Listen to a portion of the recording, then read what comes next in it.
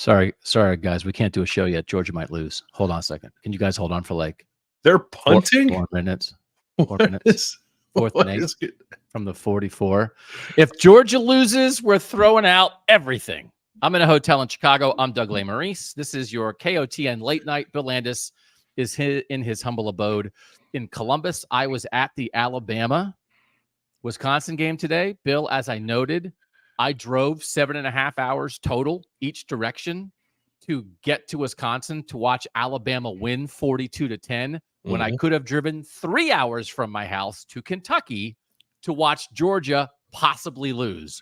My question is, do you think Kentucky would have credentialed Kings of the North? Yeah, I think so.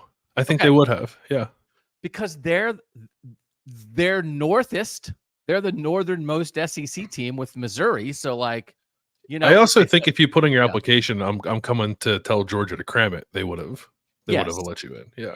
I think, right? Like, yeah, the enemy of my enemy is my friend kind of thing. Yeah. It's like maybe no love lost between Kings of the North and Kentucky. But whatever we think of Kentucky, we think it 1,000 times more of Georgia.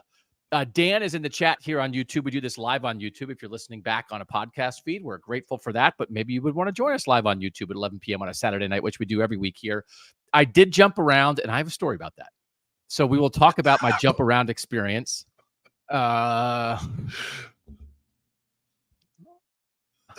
boy almost got taken to the big house and not Michigan. So we'll have a story. We have a story to tell, but we also have a lot of ball to talk about, Bill. So if Georgia doesn't lose, I have not been zoned in on the Georgia-Kentucky game the whole time because, you know, Maryland was playing and Indiana was playing and Colorado was playing. And I just thought, you know, dog mentality. I will say this. I brought my Boston College banner in the car with me in case Boston College beat Missouri and I would hang it in my hotel room. I brought my Wisconsin banner in the car with me just in case. You know, you never know. Was ready to hang that. I brought one of my swords, but I didn't bring my dog mentality hat because I did not have Georgia losing to Kentucky on the bingo card. I have two questions. One, what is the etiquette on taking a sword across state lines? And two, do you have a Toledo banner by chance? I don't have a Toledo banner yet. We might be doing some banner ordering here on Kings of the North. I asked the sword seller about a waiting period, about a background check. There was none of that. I didn't pull it out and carry it through tailgates. So, and as Peter is noting here, I could have driven 3 hours to the Backyard Brawl. I'm pondering becoming a Pitt beat writer. Because last week I went to Pitt, Cincinnati, and I was making fun of everybody who went to Michigan with Texas, like all the national people were there. And now I was at the big national game with all the national people while the Backyard Brawl was unbelievable. So again, I blew it. I nailed it last week with Pitt, Cincinnati. I had to be here. This is who we are. But if people want to follow us on Instagram, I did a lovely little Instagram story, and we'll get to the games here in a second. We're just kind of waiting to see if Georgia loses. Man, I would take a Carson Beck pick 6. In the last 2 minutes here. I'm just saying. I mean, I'm not rooting for anything. I'm just saying if it happened, I would take it. I did a little Instagram story. I said a final farewell to Camp Randall, and I walked out, and I heard as I was walking to my car, Sweet Home Alabama. And I thought, well, here we go. Make that play. That's why Kentucky's not the North. They're out. I heard Sweet Home Alabama, and I was like, so I walked toward it, and it was like a tailgate of a bunch of Wisconsin fans and a couple Alabama fans, but it wasn't on a radio. It was 4 Southern guys with guitars in a field and amps singing Sweet Home Alabama. And I said, that's what you get when the tide rolls through the North. So I had to eat some Sweet Home Alabama before I ate at the world's largest Culver's, Bill. Oh, is that in Madison? No, it's on the way to Madison. It's between Chicago and Madison. It claims to be, and I mean, it's the Culver's chain. It's their claim. Who am I to dispute? But here's the thing that also happened. One thing that happened is my mic didn't work again for a couple interviews. So I had a couple really good interviews that like didn't come through. But I talked, unfortunately, to some lovely people from Alabama. Boo. They're just like us. They just like a football team from down there. Yeah. And then at the largest Culver's in the world, there are a bunch of Alabama fans in there. because everybody who flew into Chicago, drove to Madison, was driving back to Chicago, stopped at Culver's. So I asked an Alabama person, do they have Culver's in Alabama? They said they have one, and it's 45 minutes from campus. Oh, probably in Birmingham, I would assume. Yeah. So anyway, that was my day watching Bama take apart Wisconsin. But we do have actual ball to get into. But like that is ball. Georgia losing is ball. But by the way, dog mentality, this is the thing.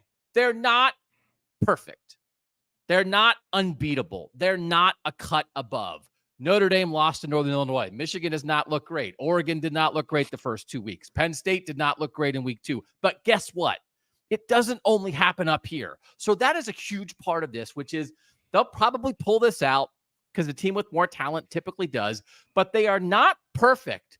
And can we please get people to realize that they're just a football team? They are just a football team, man. Right? That's not wrong, is it? Yeah, no, I mean, Georgia has flaws like a lot of other teams. And Kentucky, by the way, is not good. Kentucky is a bad, this is a bad version of a Mark Stoops Kentucky team. That lost to South Carolina last week, right? Am I forgetting about that? Kentucky I don't pay attention to South Carolina. Whatever. I'm just gonna say that because it helps push the narrative forward. Yeah, Georgia's got stuff to figure out. I don't know. Yeah. They certainly don't look like the class of the SEC. I don't think. Based on Texas is a class of the SEC. Texas is the class of the SEC. Yeah. We both picked Texas to win the SEC, didn't we? Yes, we did. So anyway, so I'm mad about that, but we're going to talk about some of the things. And unfortunately, the Backyard Brawl we're going to get to. A lot of great stuff. We're going to get to Toledo's huge win over an SEC team. A lot of great stuff.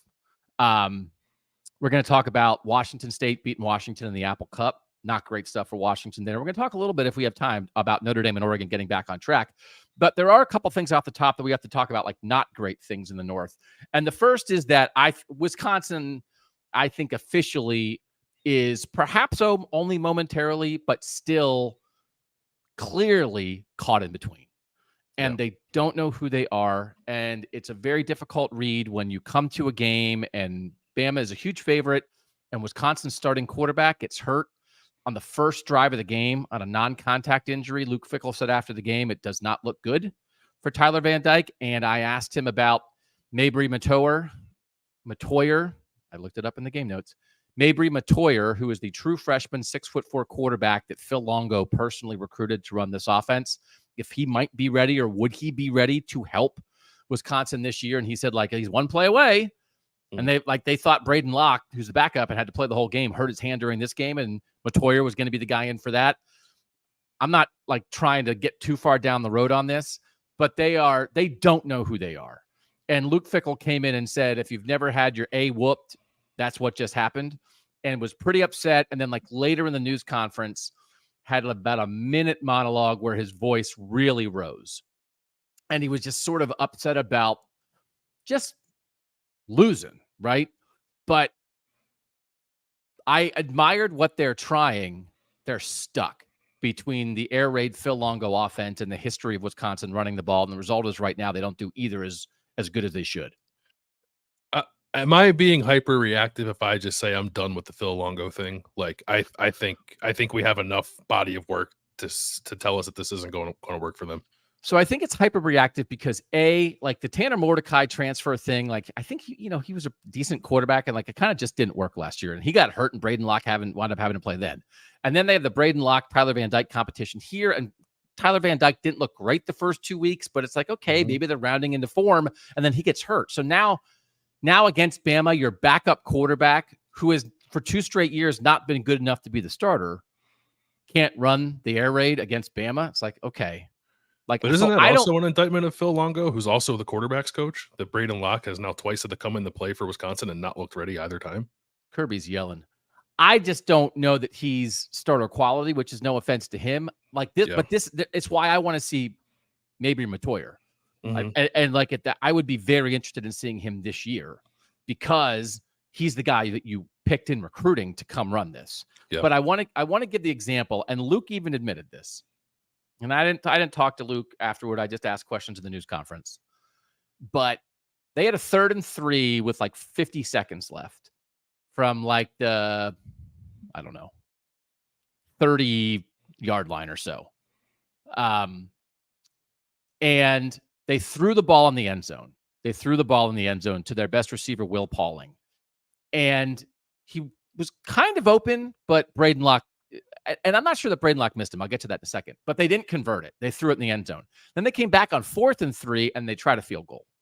And they missed the field goal. And then Luke Fickell, after the game, it's like there was a lot of conversation. And then in the final 30 seconds, Bama goes 2 plays, 17 seconds, 73 yards on 2 deep passes and blows the game open. So instead of it being, if they score a touchdown there, it's a game. If they kick a field goal there, they're in it. Instead, they get no points. Bama gets 7, and they're basically dead. And Luke said after the game, he thought about running it there on 3rd down. So here's the point. If you're old Wisconsin and you're in a situation there where you think you need touchdowns to beat Bama and you have 3rd and 3, you're going to run it twice. Yep. There's no doubt about it. If you can't get 3 yards on 2 downs when you're old Wisconsin, then you're going to lose anyway. So if you're old Wisconsin, you run it twice. If you're air raid, we're here to throw the ball. I think you throw it twice.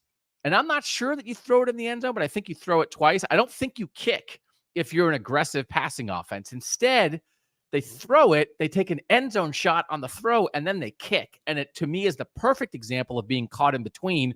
Will Pauling said he is the first read on that play, depending what the defense is and the look they got. He was the first read. And he said he thought Braden Locke threw a good ball and the sun got in his eyes. So he was like behind 2 defenders. He wasn't wide open, but like it wound up like he was kind of open and he didn't get that near the ball. So anyway, what does that tell you, Landis?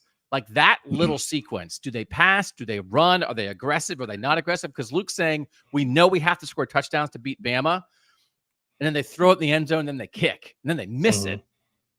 Because I was like, well, then what did you think about? But he was kind of saying 4th and 3 was too long for him to go for it. But if they had run it on 3rd down, then they would have gone for it on 4th down. You know what I mean? Yeah. And that to me was like they don't know who they are. Right. And also, you want to be air raid, but you're throwing it with the backup quarterback. So maybe revert to old Wisconsin in that moment, but they didn't because they think they should. That's part of it, too. It's not what they are. It's what they think they should be. So even when the starting quarterback goes down and you put the backup quarterback in, they still think in their heads, we should be new Wisconsin. And then it's like, you're not that good at being new Wisconsin yet. Maybe be a little more old Wisconsin right now. Yeah. Really tough. I think you're right because I don't think the roster is there yet. The roster has not caught up to their idea of what they are offensively. Like I still think they are very much built to be a team that runs the ball in that situation. And I know it's a good sequence to kind of illustrate where Wisconsin is. I think it was earlier than that. It was like 4th and 1. Yes. And they try to run it out of the shotgun. And I think it was Deontay Lawson was like in the backfield before the ball's handed off. Like you're Wisconsin and you're running out of the gun on 4th and 1. Like what? Like I know what they want to be, and I don't think it's a terrible idea to strive to be that, but the roster is not there yet, so I don't know why you're trying to be it already. And I think you're exactly right. I think they are caught in between on what they want to be. And I say that too, like their running backs let them down a little bit too. Like Ches Malusi's fumble was a backbreaker early in the game. K.D. Akinyele fumbled the ball at a time where like it kind of felt like maybe the game was still in the balance. I think it was like 28-10, and Wisconsin had the ball with a chance to cut into it a little bit, and K.D. Akinyele fumbled. So, like, I get not fully trusting the run game either, but if you have to pick one and your backup quarterback is playing, I think you got to try to run the ball in those situations. But Wisconsin, like, isn't built to do much of anything on offense, I think, at the moment. That's part of the problem is that they're, a year and 3 games into this now, and they have yet to find their footing offensively after taking a mighty big swing with Phil Longo. That's pretty disappointing. But I appreciate the swing. Like, would you rather be Kirk Ferentz? Would you rather just be like, we're not going to try. We're just going to run the ball all the time in a modern era. We're not going to try to win the Big Ten. Yeah. We're not going to try to be a playoff team. We're just going to try to win 9 games and be in the top 25. Like, I still appreciate the swing. And I do think, listen, if anyone's putting Luke Fickell on the hot seat, it's like, okay, like that is not realistic. Mm-hmm. They could pull the plug on the offensive coordinator and the offensive system, but I would like to see them try all the way first. But again, and as Jordan notes in the chat, and as you noted, Bill, they probably don't have the roster. The roster is on the way to being new Wisconsin and is far enough along to no longer be old Wisconsin, but it's not far enough along to be new Wisconsin. And so both in scheme and personnel, they are caught in between. And maybe, all right, maybe you think 1 year. It takes a year to get, maybe it's 2 years. But especially when you're starting quarterback, it hurts. So listen, like Luke was like super frustrated. And it was weird because he said we got whooped in all 3 phases. And it's like, yeah, they did. But also, it was kind of right there to hang in for a little while. But there were some things. They had like a short yardage. There were downhill Bama linebackers in the holes all day. Mm-hmm. They had another short yardage where they brought the tight end in motion. And I think he blocked somebody who wasn't the downhill linebacker that hit Ches Malusi 3 yards behind the line of scrimmage. There was another play where one of the Alabama defensive tackles just threw the center to the side and got in the backfield in a nanosecond. And it's like, okay, like that's not Wisconsin because there wasn't precision. And that's the frustrating thing too of like, okay, if you're going to get out talented, if you at least have an identity, be precise in your identity, right? Mm-hmm. We're going to execute. We're going to be technique sound. And again, they're not that. So super frustrating, but I'm not at pull the plug, but like we are down the road of like getting closer to time to figure this out better.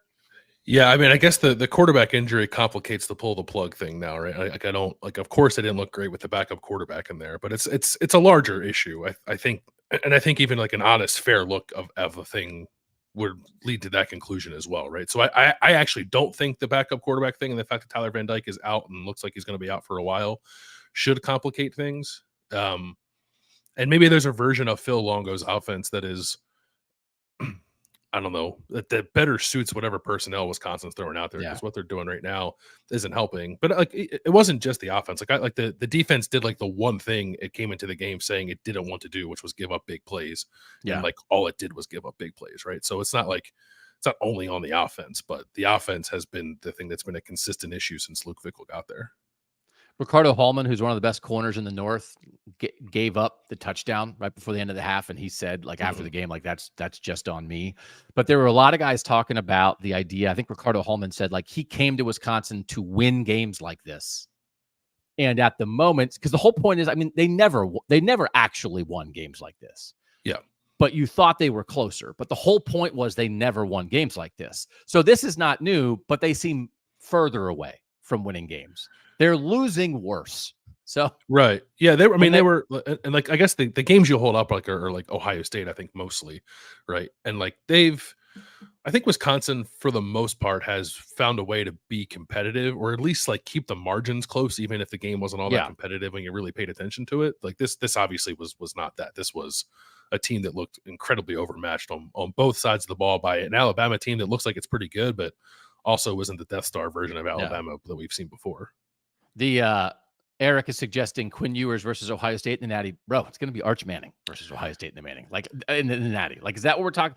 What are we doing? We did a whole show on our Kings of Columbus show, Landis, 2 weeks ago about Julian Sand and Arch Manning meeting up in their first career starts in Ohio Stadium, August 30th, 2025. And now Arch Manning went in because Quinn Ewers strained his abdomen and was chucking it and running it all over the field. Quarterback controversy for the best team in the country, which Ohio State's in that mix too, but like Texas is better than Georgia, which I think so. I don't know that I'm not a doctor. I don't know what happened to Quinn Ewers. There's a very long-term potential there with Quinn Ewers' injury, but even if it's short-term and like Arch lights them up the next couple of weeks and then they have an off week and it's like Quinn's healthy and we're playing Oklahoma. Like, I don't know who your quarterback is. I don't know what you do. So, okay. Be interesting. That's our Wisconsin conversation. We'll continue the Wisconsin conversation, but we don't want to only talk about Wisconsin on this show because the question is, Bill, are there 100 quarterbacks in college football, in Division I college football, better than any quarterback on Michigan's current roster? Now, let's not talk about Jaden Davis overall long-term. I'm talking about if you lined up guys ready to play next week and said, okay, everybody, we're looking casting call for the top 100 quarterbacks in Division I football. I think you tell the Michigan guys, like, you can go to the second row. Thanks for coming out. Yeah. How bad is it?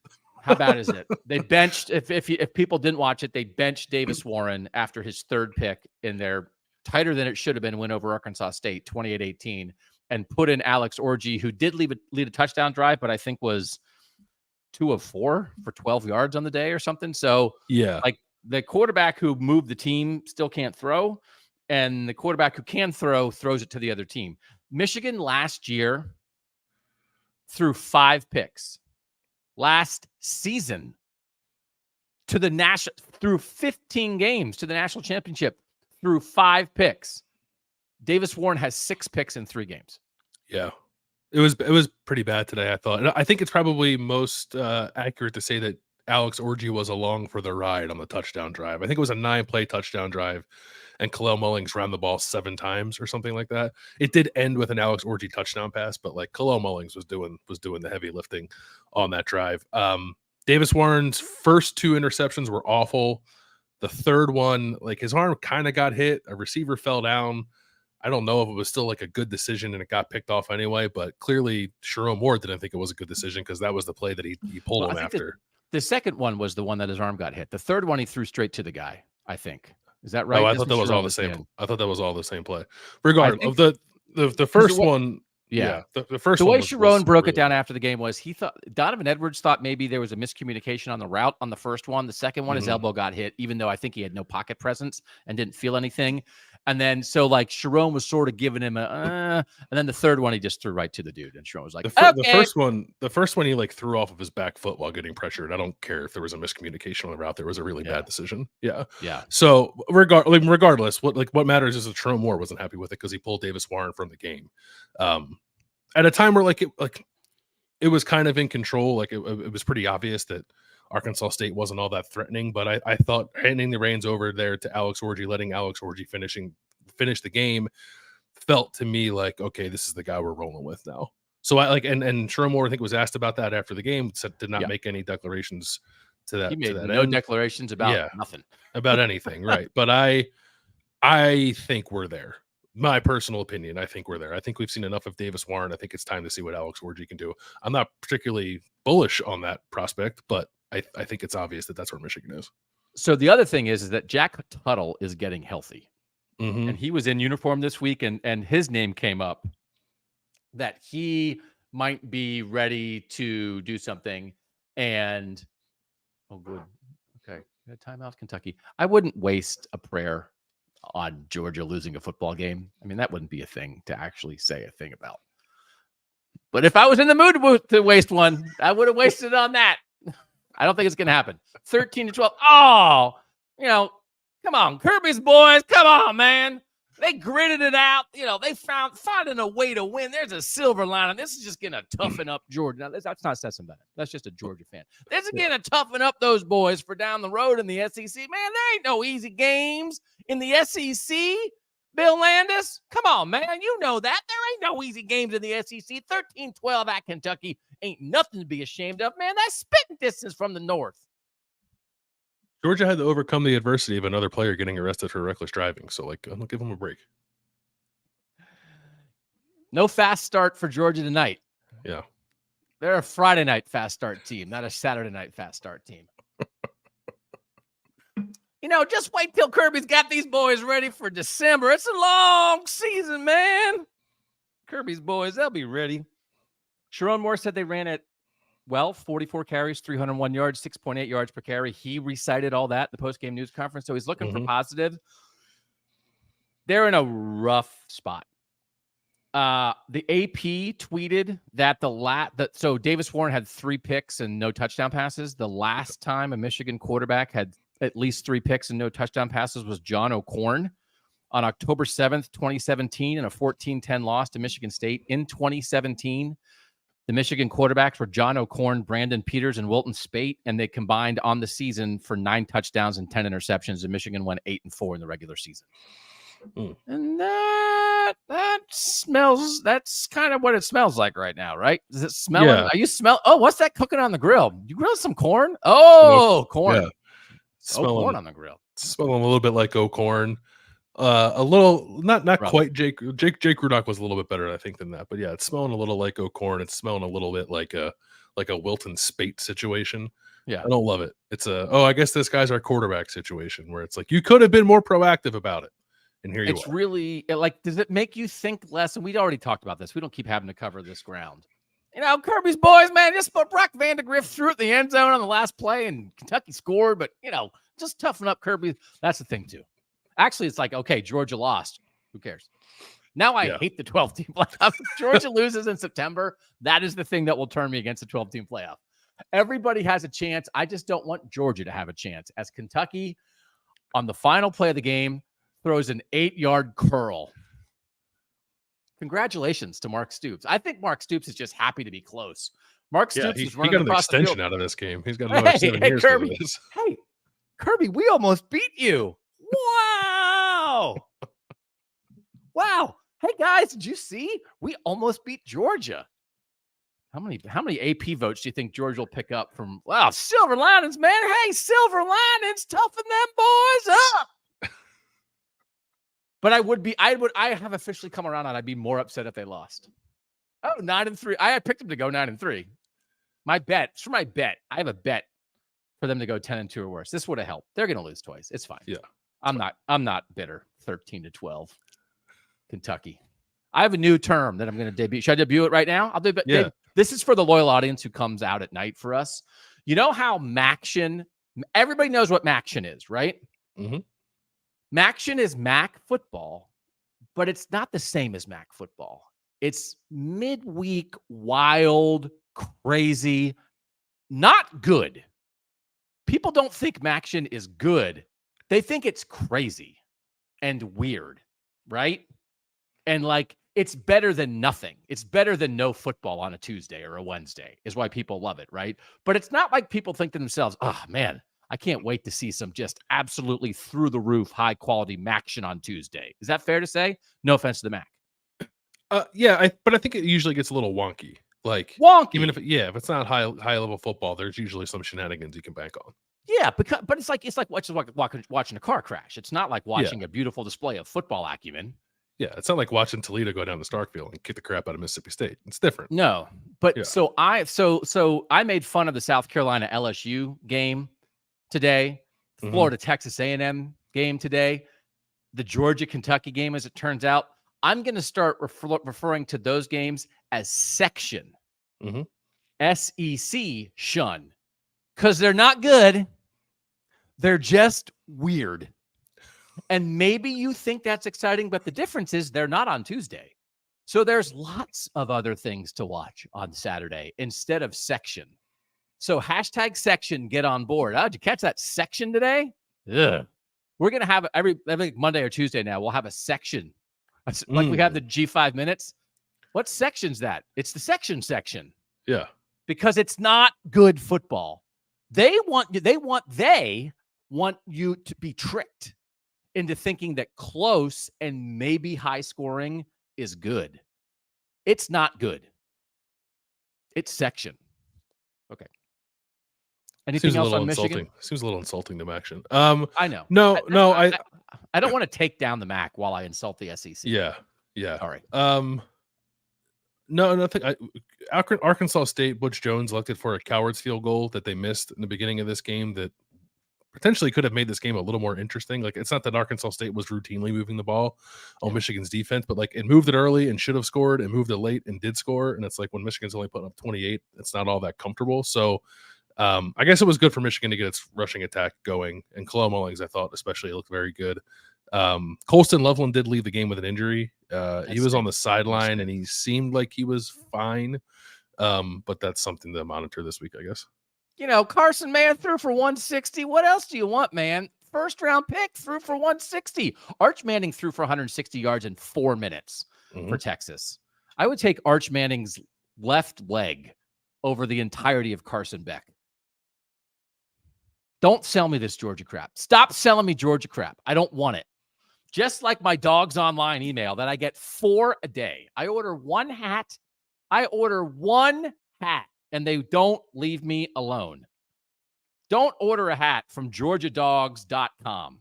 September Essentials, shop 25% off must-have products. Probably 50% off now. After you score 13 against Kentucky, that's the special 87% off sale because you only scored 13 against Kentucky. You know when Georgia's, you know what Georgia's next game is? I believe Georgia and Alabama play each other if they both are off next week, and then they come back and play each other. Yeah, the 28th at Bryant-Denny at night. Exciting game between the 7th and 13th best teams in college football. By the time we get to Georgia, Bama, that might be section. Bama's good. I think Bama's good. I think we got to be honest a little bit. Bama looks pretty good. Their quarterback's fast. Their quarterback's Usain Bolt. Ryan Williams is pretty good. You don't think Ryan Williams is good? You don't think Jermaine Ryan Bernard's Williams good? got You don't think open Justice against- Haynes is good? They blitzed and put the backup slot corner because the starting slot corner got hurt last week in one-on-one coverage in the first quarter. You texted me and said, great job blitzing Jalen Milroe. Yeah. Maybe figure it out. Maybe let's have a defense that can figure it out. That wasn't it. The Wisconsin defense wasn't it. They were not it. Bama. That was correct. He's very fast. Every time he completes a pass of more than 20 yards or more, everybody in the South gets on Twitter and says, oh, who's going to say Jalen Milroe can't throw now? It's like every quarterback in the world can drop a 40-yard pass in the bucket against single coverage. It's all they practice. Yeah. They put a trash can out there. I get it. Alex Orji had the opportunity to do that today. I mean, for real. We talked about like the whole Mason Graham, Arch Manning. After today, the Texans would be like, we want Mason Graham and Will Johnson, and we want the Wolverine. We want the Wolverine. The Wolverine, yeah. We want the actual Wolverine.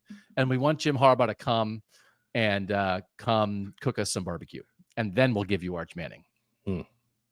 I still think Michigan is a good football program. They absolutely biffed the quarterback situation, and it just gets biffier. I think they biffed receiver too. They did nothing to improve their offense in the offseason. Yeah. I mean, it's one of those things, and this is the other thing too. It doesn't mean they're immune from criticism, but part of me is like, oh, what were you doing? You're too busy polishing your national championship trophy to pick up a quarterback? And it's like, yes. Where's your national championship trophy? So, like, it's hard to be the national champion every year. There's lots of teams who didn't win the national championship last year. So I get it. Like, again, I thought Washington coming into this year is like, man, I know it exploded in their face again today, and we'll get to that in a second. But like, they had a great year last year. It's hard to be great all the time. So although Nick Saban said the thing this week that we always talk about, Nick Saban was like, I never felt happy. I think he told Pat McAfee that because now he and Pat McAfee are best friends because that makes total sense. Mm-hmm. I never felt happy when I won. I lifted the national championship trophy in absolute excruciating misery every year. And it's like, yeah. We know that. But I think a fan base and a program should be able to be like, did you not watch last year? Was that not a great time? It's hard to do that all the time. But Michigan screwed this up. Doesn't mean they'll screw it up forever, but they screwed up the quarterback thing and the receiver thing. And it's so bad that nothing else can help it. It's so bad. Yeah. Do you want to segue miserable native West Virginians into backyard brawl talk?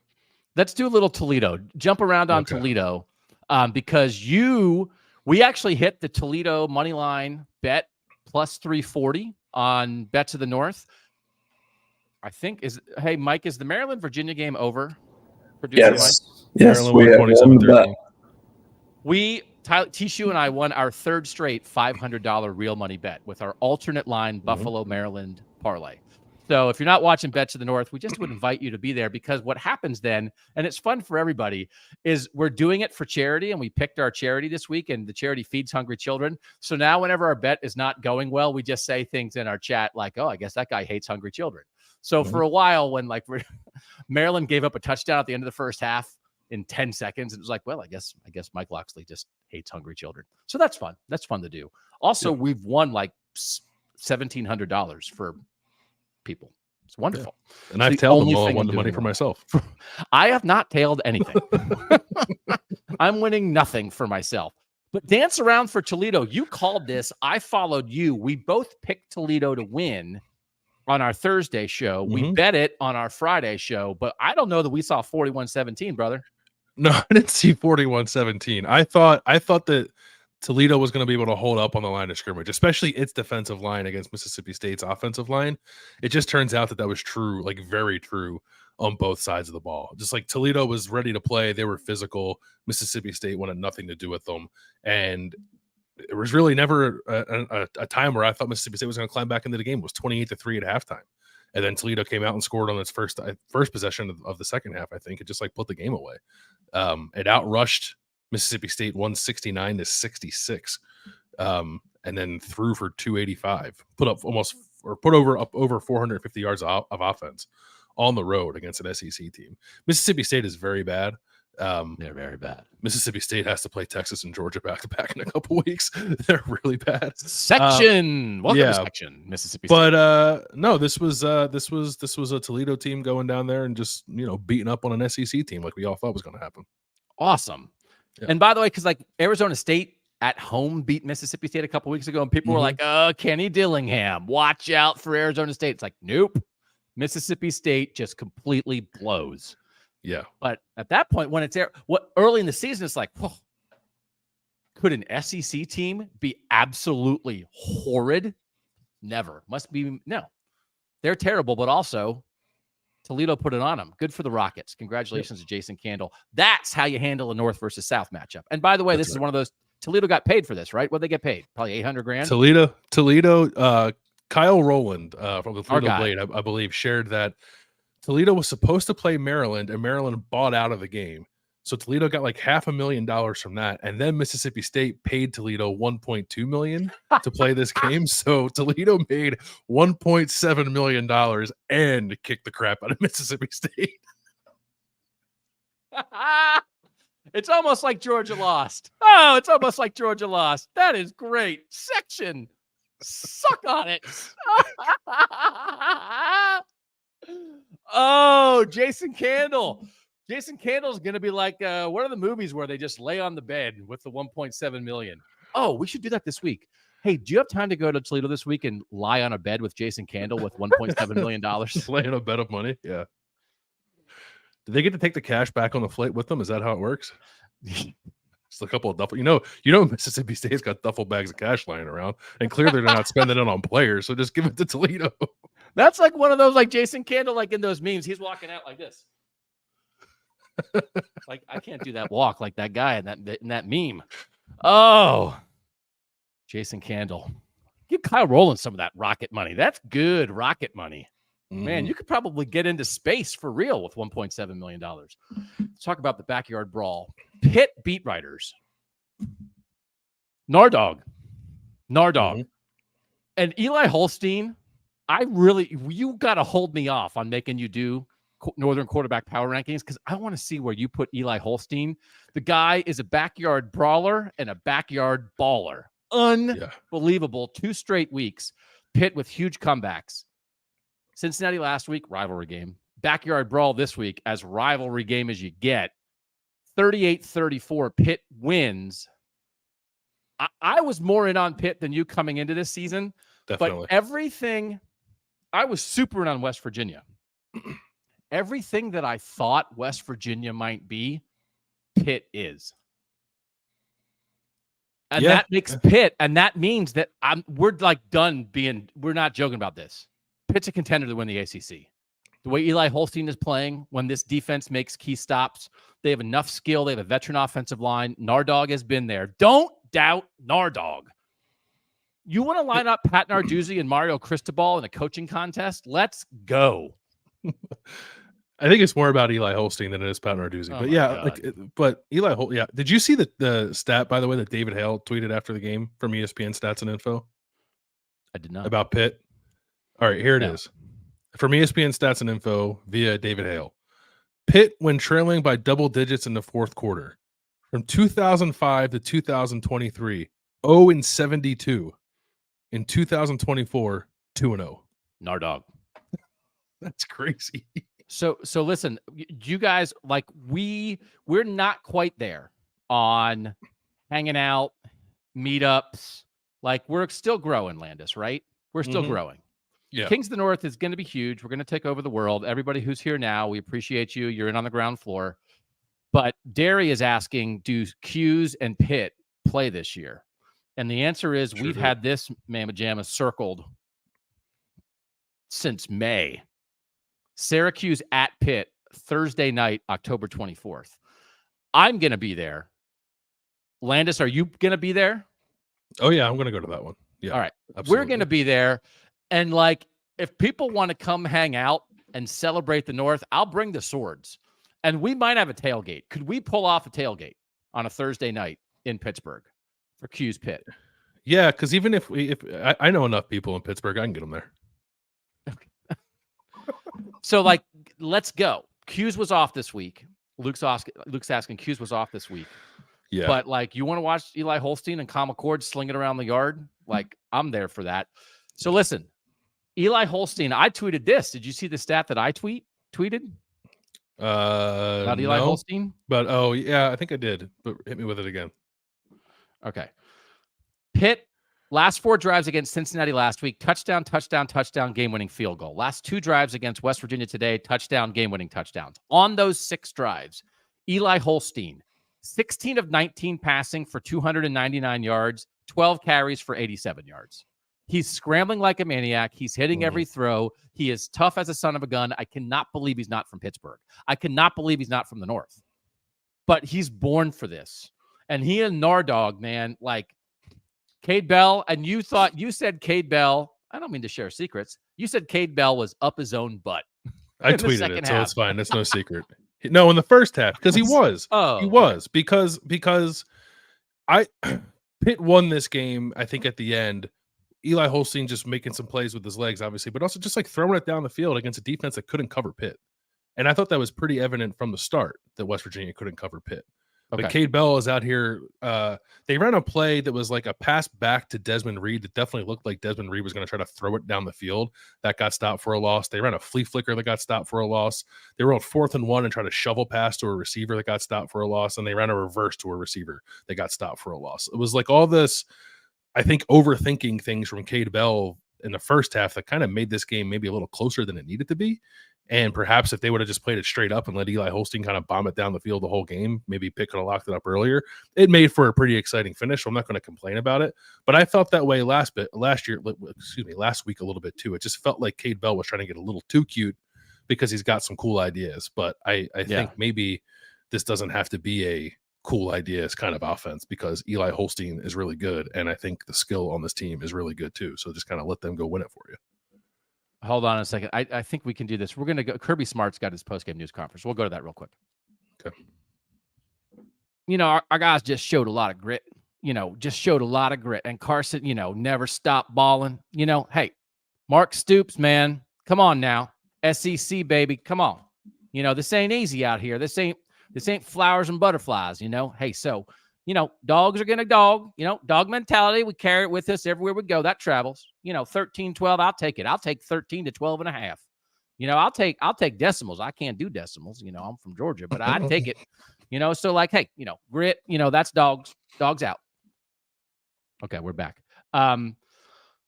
Neil Brown was on tilt in the postgame news conference. Did you watch Neil Brown in the postgame news conference? I did not watch Neil Brown in the news conference. No.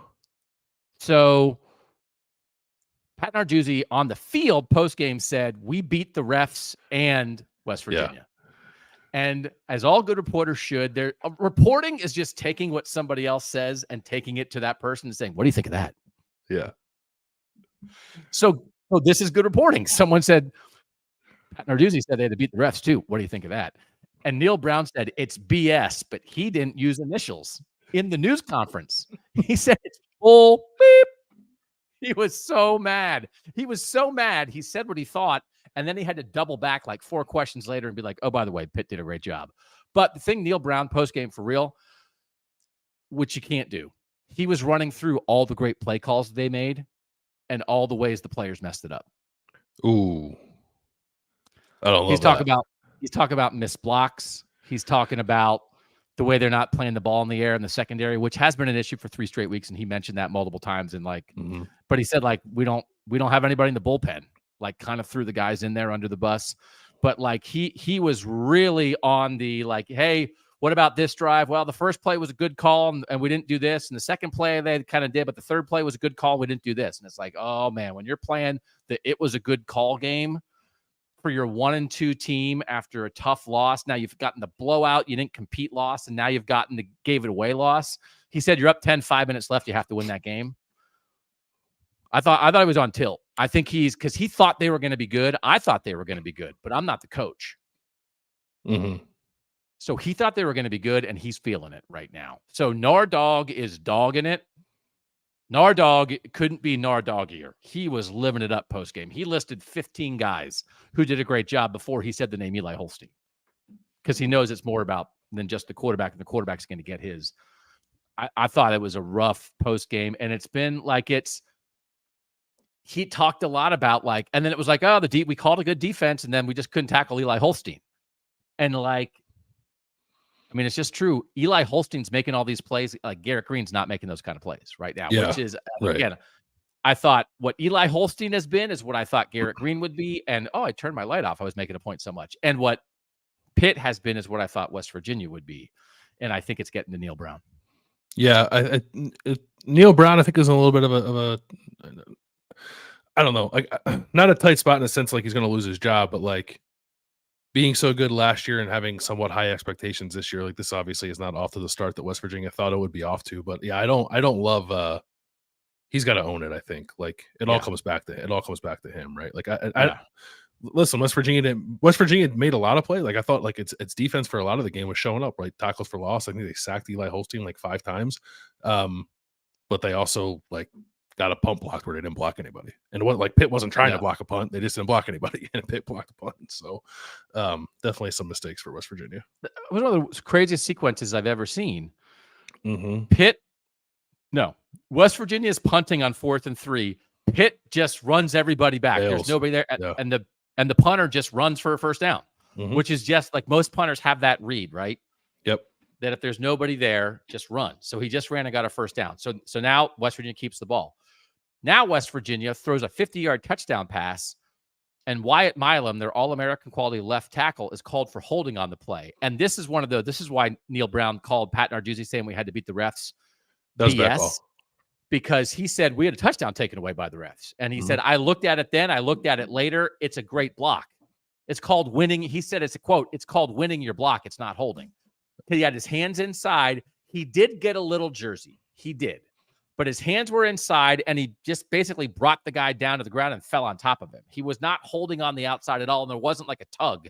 It was like the engagement and win and fall on him, and it took a touchdown off the board. So they're punting. Pitt screws up. They run for a first down. They throw a 50-yard touchdown pass that would have put West Virginia up 24-17.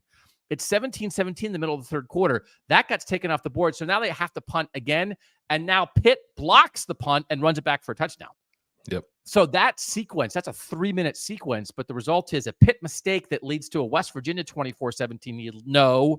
That's wiped away. Now Pitt makes up for it. They take a 24-17 lead. So I think there are some things there, like coaches are mad, but also he's feeling it. Neil Brown's feeling it. Yeah. Neil Brown also chose to kick a field goal from the 5 on 4th and 3. Okay. I think I think he could have played a little more. I don't you're no kicking field goals from inside the 10-yard line in the rivalry game. Yeah. So Pitt made a change on the offensive line in the second half. The guy who was like been playing hurt, wasn't getting it done. They put in Jason Collier. That made a big difference on the offensive line. That's just good coaching. Pat Narduzzi said our players never give up. I'm sure some of our fans gave up, but which is one of those why I have to be like that. But they should be in Pat Narduzzi. I know. But Pitt is fighting their butt off, and they were talking about like Eli Holstein, and he said he's got a lot of toughness in him. He's a football player. He don't care. And he said, like, if we're not protecting, he's not coming back whining on the sideline saying, like, you're not protecting me. He don't care, which is going to be a T-shirt. I'm always on the lookout for T-shirts. So really tough. And like Pitt, I think has a chance to be pretty good. And like, and then to Neil Brown's credit, he said it's not over. They can still go if they win the Big 12. They're in the playoff. It does, this is the whole point of the 12-team playoff. Go play good non-conference opponents. And West Virginia could have played West Virginia Tech 3 times, and they could be 3-0. Instead, they have a loss to Pitt and a loss to Penn State because of the great regional rivalries against good programs, and they lost them both. So now Neil Brown's mad. But like, awesome, good for West Virginia. Good for West Virginia. So we also, I don't want to soft shoe around it to like, that's not criticize coaches, so they're willing to play tough opponents, but also give West Virginia credit for having the opportunity to be 1-2. He did say we're 1-2 if we've earned that, but it's not over. So, and they get Kansas, and he pointed this out. Kansas at West Virginia next week. Both of them 1-2, both of them disappointed, both of them not liking where they are. Because again, guess what Kansas did? Kansas played a couple real teams too. They went and played at Illinois, lost. UNLV as a good group of 5 team. So it's not over, but it's a bad spot. Okay. Yeah. Backyard Brawl. Victory bell. Congratulations to Cincinnati. Cincinnati and Pitt played a banger last week, and both the winner and the loser found a way to rebound in other rivalry games. So huge credit to Pitt, but also credit, man, to Cincinnati for this 27-16 over Miami of Ohio. And you think it even shouldn't have been that close. Yeah, Cincinnati had a touchdown taken off the board when Joe Royer, it was so close. I think it was the right call, but the ball was on its nose, right near the goal line, and Joe Royer lost it and it rolled out of the end zone. So that took a touchdown off the board. And then Joe Royer had a later touchdown taken off the board for an ineligible man down the field. So there were 2 scores there that I think Cincinnati probably should have had. I just kind of felt like Cincinnati controlled the game. I know that 27-16 is not the widest of margins. But I don't know that I ever felt like it was much in doubt. I guess Miami did have some opportunities late, but I thought Cincinnati played pretty well. I thought for the most part, the defense played really well. Corey Kiner ran strong again. Evan Pryor had a long touchdown run. Joe Royer, I think, is a real dude for this offense. So it was a nice win, I think, on the road against a team that will be one of the better teams in the MAC in a rivalry game, and in a spot where maybe Cincinnati wasn't feeling all that great coming off that loss to Pitt. I thought they rebounded nicely and showed something. Derry is noting that once again, I am sunburned. I didn't bring my sunblock to Wisconsin. I was trying to ask all these jokey questions before I just made friends with all these Alabama fans about hey, were you guys worried it was going to snow? And it was blazing hot and the sun was beating down upon all of us. And I forgot my Wisconsin sunblock. Apple Cup. You and I split 2-2 on the 4 picks we disagreed on this week. So I don't have anything to brag about, but I did pick Washington State in this. They won 24-19, but they shouldn't have.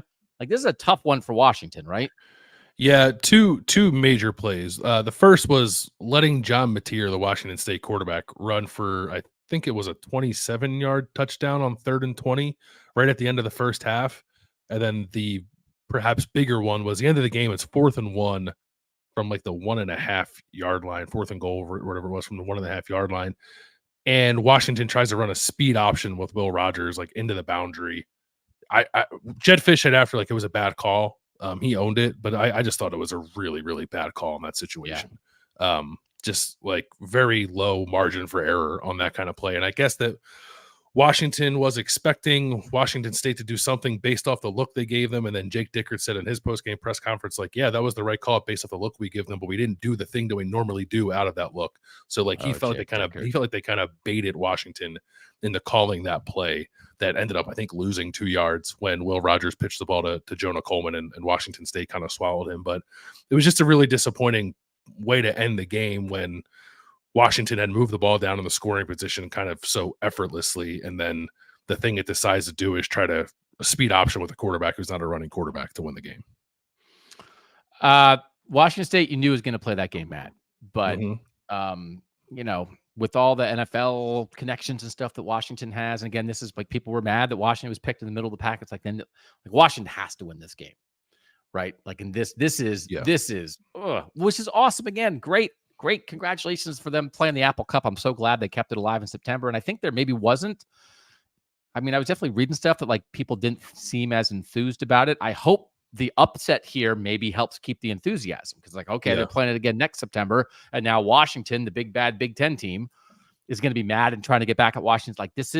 You need the whole part of a rivalry is you need both teams to win. So this is great for the Apple Cup that Washington, big brother, went off to college libraries, and Washington State's what's up? And Washington State's this is up.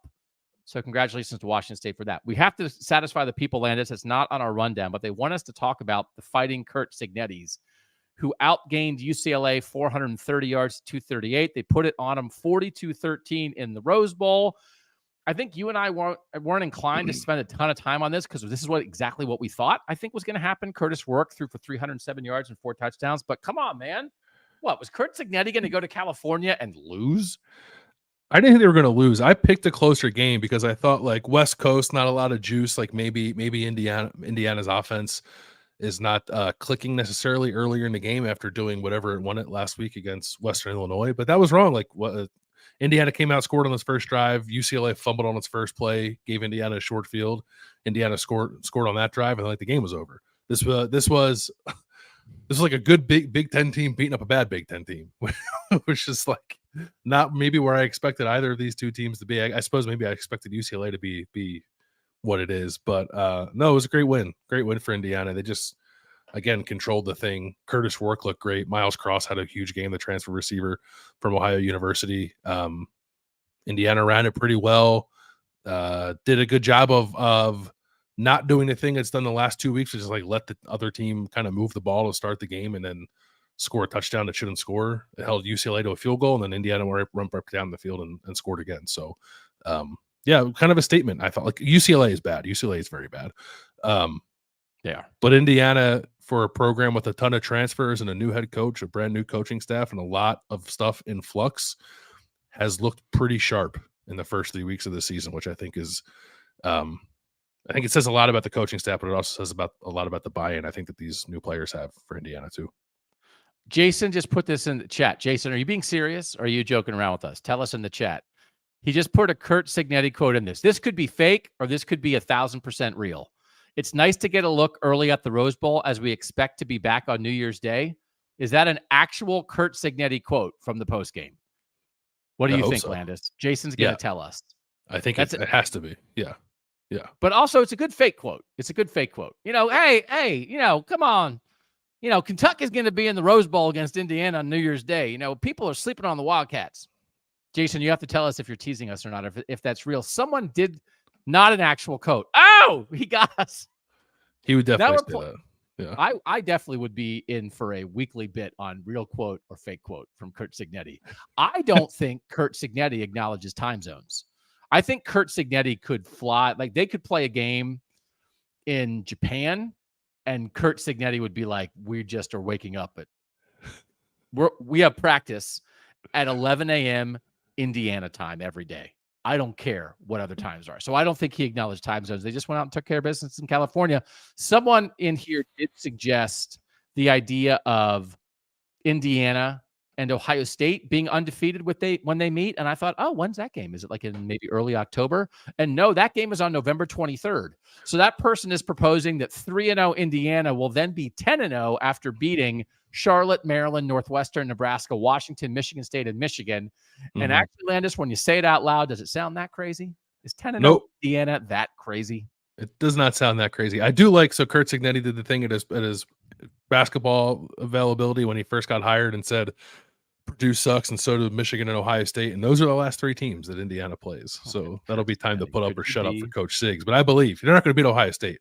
But I think maybe you might be able to beat Michigan. And I think they will hammer Purdue based off what I saw today.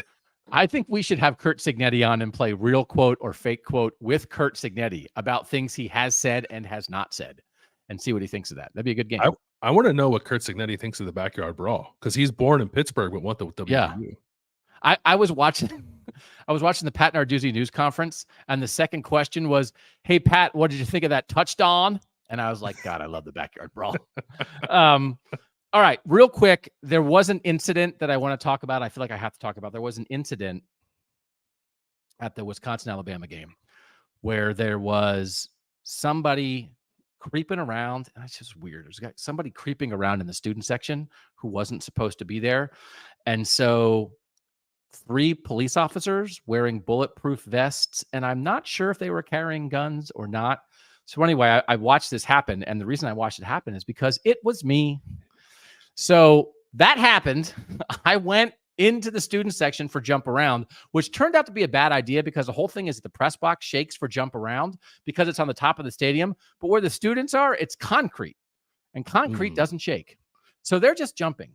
But I like when I go out here to these games, I want to like bring the experience of these places to Northern fans who haven't been there before. So I went in the student section to Cincinnati last week, and I would have at West Virginia, except there was a 2.5-hour lightning storm.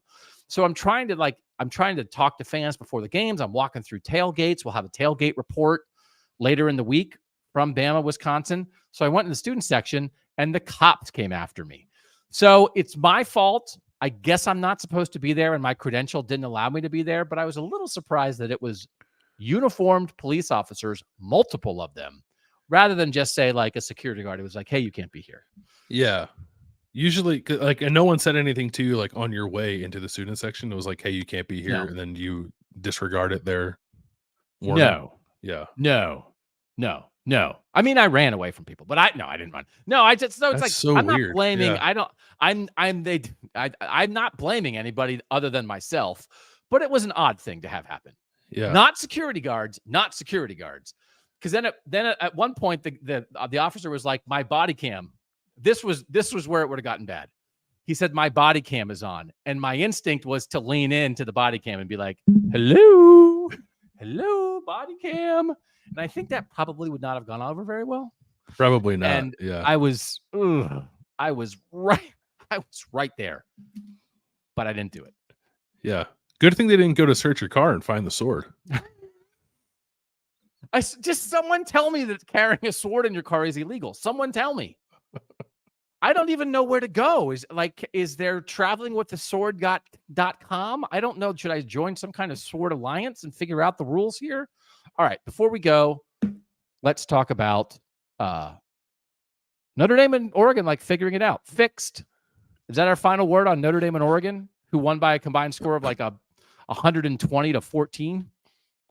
I thought, yeah. I mean, obviously both looked very good. I would say Oregon seems like it's maybe on its way to being fixed. Oregon really limited Oregon State's rushing attack, which is the thing you got to do. Hit a bunch of big plays. Dillon Gabriel was efficient.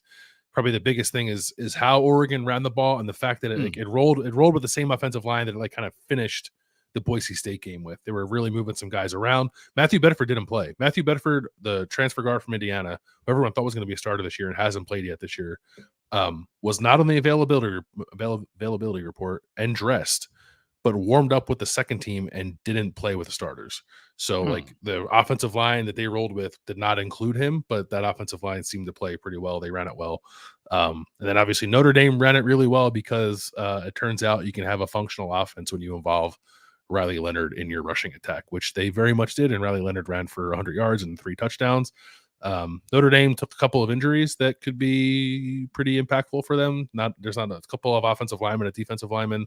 There weren't any updates about that stuff after the game from Marcus Freeman. I think Marcus Freeman, what does he do? Sunday? He might do a Sunday media thing. Maybe we'll get more stuff to talk about then on the Monday show. But 2 offensive line starters for Notre Dame left the game, but that did not stop them from running all over Purdue. I'm counting up 7, 4, 8, and 4. Notre Dame 8 touchdowns, 4 punts. Oregon 6 offensive touchdowns and 0 punts. So and Purdue, we both picked a close game. I'm on the Purdue's better than you think, and then I was like, oh, are they? I picked Notre Dame 23-20. You picked Notre Dame 21-13, and they won 66-7. How much of an indictment was this on Purdue? Is it oh no, wait, Purdue's bad? Yeah, Purdue's pretty bad. I don't now seeing it against a good team. I don't like them moving Kydron Jenkins to linebacker thing because I thought he looked slow trying to chase down Notre Dame's players. Maybe he should just be a defensive lineman, and the whole playing Dylan Thieneman 50 yards off the line of scrimmage and then having him sprint down to the box doesn't seem to work all that well against good teams either. So not great on either side of the ball for Purdue, obviously. So here's the other thing, the last thing. And we can't get to everybody on Saturday. That's not the intention. We're sort of here to hit the highlights, not a ton of research, mostly vibes and what we watched from the game that I was at, from the game that Bill watched. I watched some stuff when I got back to the hotel. But I did note this, and I hope this is happening with you guys. And we got a message on Twitter during the week that somebody was like, I can't believe I'm watching Avery Johnson on a Friday night, but it's because of Kings of the North, which we were celebrating. Maryland played on the ACC network this week against Virginia. Boston College, who we did not talk about, but we could talk about for 30 seconds, played on the SEC network this week against Missouri. There is no Big 12 network, but Fox is doing this Friday night game every week with teams from the Mountain West, the Big 10 and the Big 12. And when Arizona and Kansas State played a non-conference game, even though they're both in the Big 12 on Friday night, the announcers were talking about how they talked to Brett Yormark, the Big 12 commissioner, and he's so excited for these Friday night games for the Big 12 to have on Fox. So that's the Big 12's version of a Big 12 network. And then, of course, there were a boatload of games on the Big 10 network, right? Mm-hmm. And I realized as all this was happening, it's I don't think like that anymore because I just think of them as being in the North. Oh. Right. And I like it. Yeah. It's like a reminder to me that I don't need. It's why? They're just Boston College, man. It's just Kansas State. It's just West Virginia. It's just Minnesota. It's just Nebraska. They're ours. Mhm. They're of the North. They're teams of the North. They're our teams. We care about them. And I don't care what conference they're in. I care what conference they're in terms of, well, these are the other teams they have to beat to get an automatic playoff berth, or these are the teams they're going to play.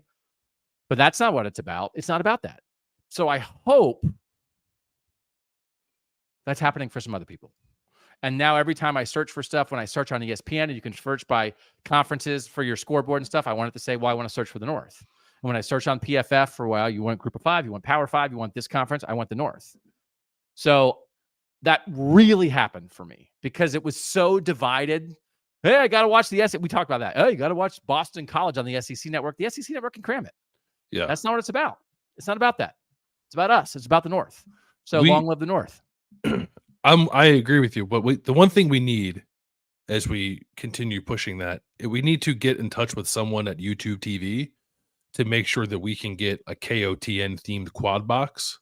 Yeah, baby. So that I'm not shopping around and then like I can't find a quad box that has, you know, Northwestern, Maryland, I don't know, Toledo and Colorado all playing at the same time. That might be a better example because that one might have actually existed tonight. But like all 3 weeks, I've been sitting here like trying to find a quad box that has 4 games that I actually want to watch in it. And it's been a little bit of a struggle. So we need to get YouTube TV on that bandwagon. Because you know what you don't want in your quad box? Section. Yeah. Any doctor will tell you that. That's right. Oh man, you don't want section in your quad box. All right. Great show. Fun. Even though the North, I wish it was such a weird thing that Wisconsin simultaneously got drubbed and had multiple opportunities to compete at a much higher level simultaneously. So, I mean, they weren't going to win the game, but it was not what it could have been. And it was fun to be there. And Wisconsin's going to Tuscaloosa next year. And perhaps I noted, and maybe I'll note this, perhaps in the KOTN tailgate report this week, that Camp Randall Stadium is named for Camp Randall, which was a training center for the Union Army during the Civil War. And maybe I took 15 photos in front of all the Civil War stuff. And maybe I pointed out there was a whole bunch of Alabama fans taking pictures in front of the Camp Randall Civil War stuff. And maybe I said, well, I may have said this on camera. Well, the SEC, the South got this one, but 1-1. Yeah. Scoreboard, right? Scoreboard. So when it doesn't go well on the football field, we will absolutely go there when needed. That's why the sword's in the car. Okay. Thanks to everybody for being part of it here on Saturday night. You can tell that I'm wound up. I'm drenched in sweat. I ate Culver's and Domino's right on top of each other because I just lost track of what I was eating and what I wasn't eating. It's terrible. My body is going to disintegrate tomorrow, but it's fine. We'll be back on Monday with a fuller, more robust, like statistical, real ball talk kind of stuff. This is just like vibes and screaming and dancing around because this is what college football does you on a Saturday. But I like our content, Bill. I can't help it. I like what we do. Yeah, I like what we do too. I was going to have a beer for this show, by the way. I decided not to. What are your thoughts on that? I am 1,000% in on that. Like, we're somewhere between pajamas and beers. Yeah. So it's like, which way do we want to lean? Are we asleep or are we drunk?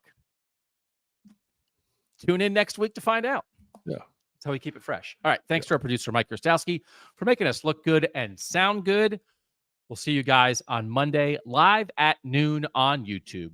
For now, he's Bill Landis. I'm Doug Lesmerises, and that was KOTN Late Night.